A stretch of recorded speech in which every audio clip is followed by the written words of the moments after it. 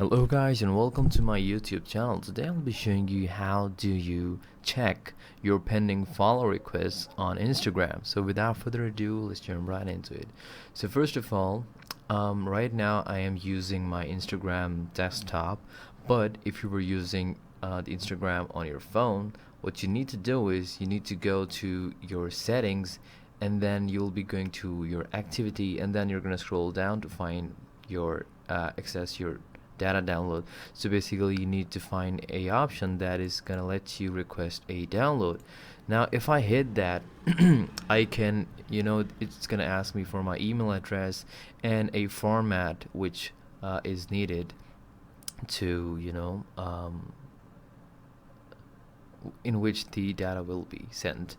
So once you've done that, you can press next, and you need to enter your password, and then your Gmail will be getting a mail, and it will take a while, and it really depends upon how big your account is, how many followers you have, how many followings you have, how much you've interacted, because all of that data is in this there. So you can see that here's the file you requested, download information. So you can see that if I hit my Control J, I have, okay, it's not right here, I don't know. Okay, right. So once it's available, you will be able to download it from right here, like where I was before.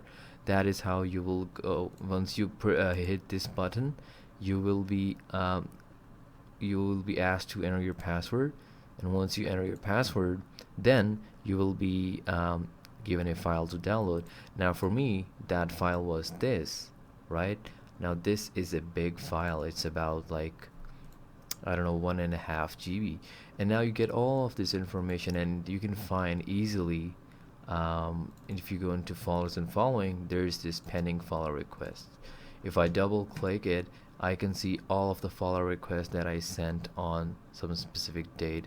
And even if I were supposed to go to any account, I will probably be seeing them as pending. You can see it says it's requested, so I'm just gonna unfollow them real quick. So that is how you can see your pending requests.